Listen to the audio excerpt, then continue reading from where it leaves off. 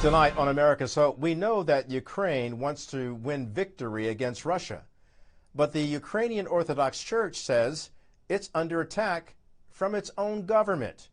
We'll explain.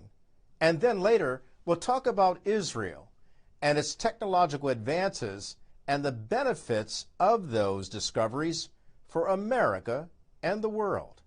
America's Hope starts now.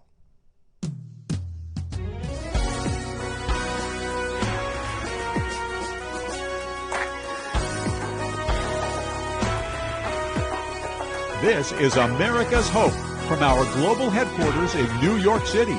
Here's Kelly Wright. I'm Kelly Wright, and this is America's Hope. We do hope that you're safe and well, taking care of yourself and your family because you matter. And we mean that. You do matter. And you also matter in the sense of what's going on globally around you.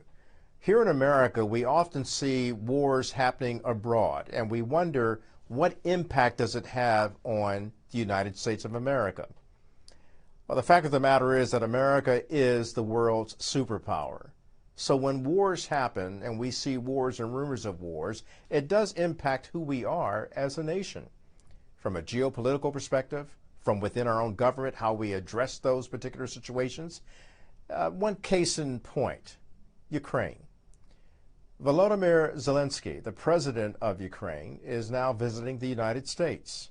He is talking about a victory plan.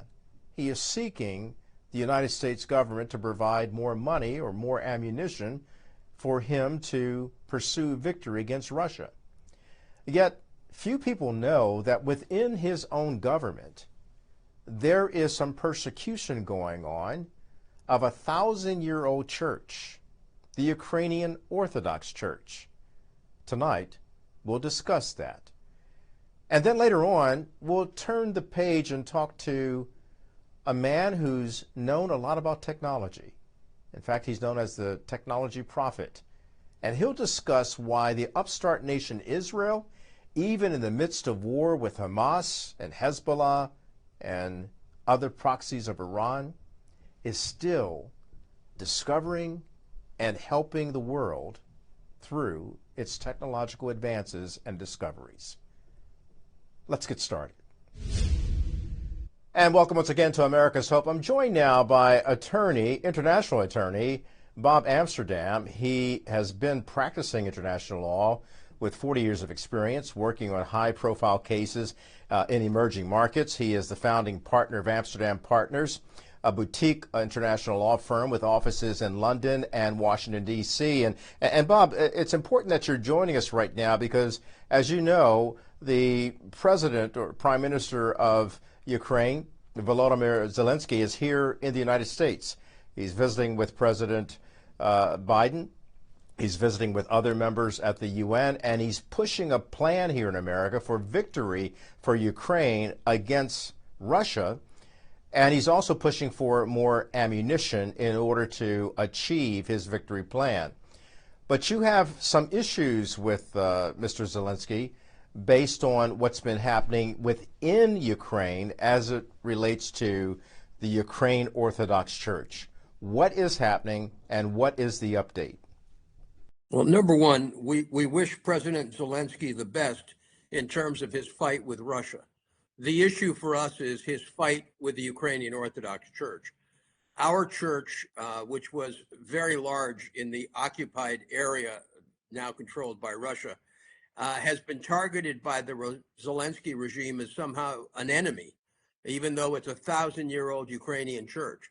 We have priests being tortured. We have priests being held as hostage for Russian negotiations by the Ukrainians, and we have 1,500 churches stolen.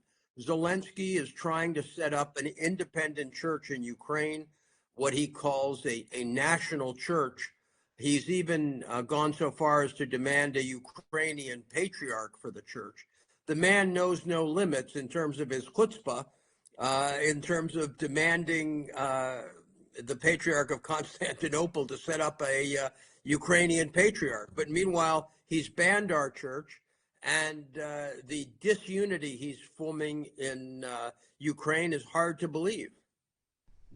Why is he doing this? Well, he says the church represents a threat from a national security standpoint. We say that's complete hooey. He's doing it because, he's shut down the media. He's shut down political opposition. He's shut down free speech. He's turned Ukraine into a virtual police state. And our church is a source of independent thought. And rather than wanting a plurality of views, Mr. Zelenskyy believes there's only one view, which is his. So let me get this straight.